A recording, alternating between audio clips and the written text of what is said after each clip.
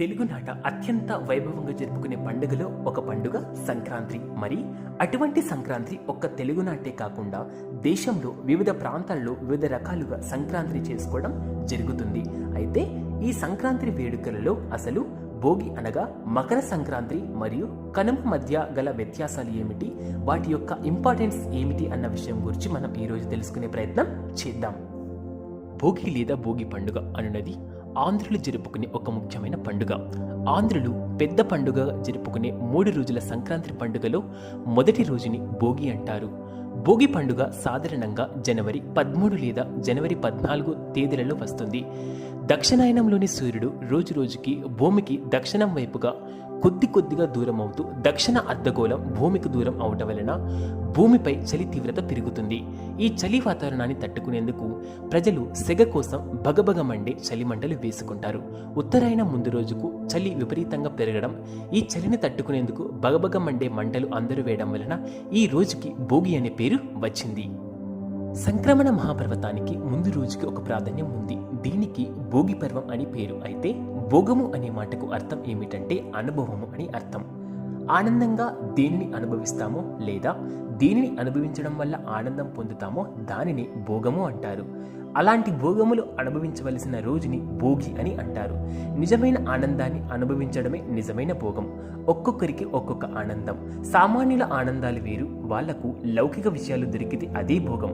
ఆ విషయంలో విసుగు కలిగితే మరొక విషయం లభించాలని కాదు, కానీ ఏది లభిస్తే మరి ఇంకేది కావాలని అనిపిస్తుందో, ఏది పరిపూర్ణమైన ఆనందం, అదే నిజమైన భోగం.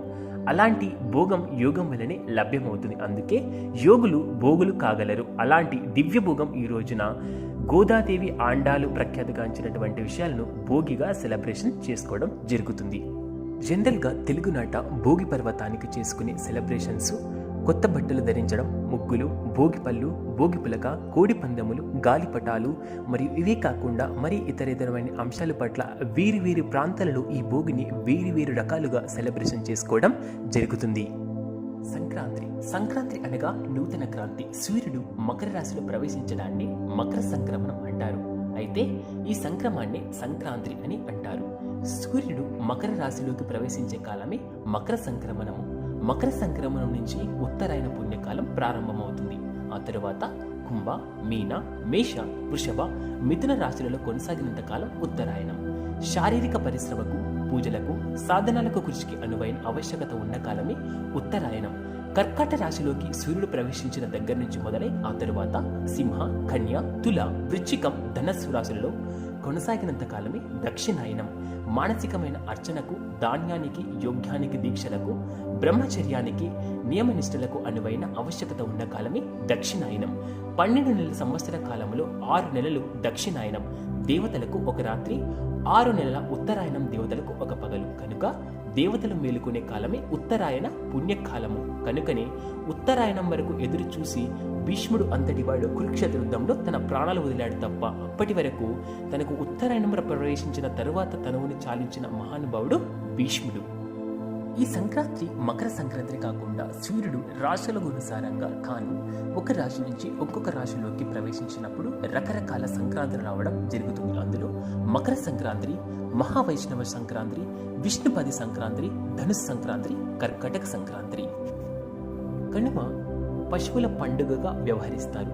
పంటలు చేతికి అందడంతో తమకు సహాయపడిన పశు పక్షాదులను పూజిస్తారు. సంవత్సరంలో మిగిలిన రోజులన్నీ తమతో పాటు ఎంతో కష్టపడి పనిచేసిన ఆవులను, ఎద్దులను, బర్రెలను ప్రేమగా చూసుకునే రోజే కనుమ రోజు.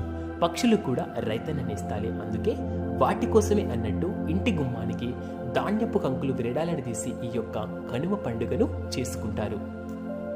కనుమను పశువుల యొక్క పండుగగా భావిస్తారు. సంక్రాంతి వరుసలు వచ్చే చివరి పండుగే కనుమ పండుగ.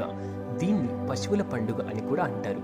ఒక సంవత్సరం పాటు తమ యజమానులకు సహాయకరంగా ఉండే మూగ జీవాలకు గ్రాటిట్యూడ్ చూపించే రోజే ఈ కనుమ పండుగ. పశు పక్షాదులకు గౌరవించే ఈ సూచించే పండుగలే కనుమ అట్టహాసంగా ప్రసిద్ధి. దీంతో పాటు మనకు జల్లికట్టు, కోడి పందాలు వంటి మహత్కరమైన ఈ యొక్క జీవాలను విన్యాసంగా చూపించే పండుగలు కూడా ప్రసిద్ధి. జల్లికట్టు తమిళనాడులో చిత్తూరు జిల్లాలో మనకు కనిపించే జల్లికట్టు అనేక పశువులతో ప్రమాదకరమైన విన్యాసాలు చేయిస్తారు. అది అటు పశువులకు ఇటు మనుషులకు ప్రమాదకరం అయినందున ప్రభుత్వం దీన్ని నిషేధించింది.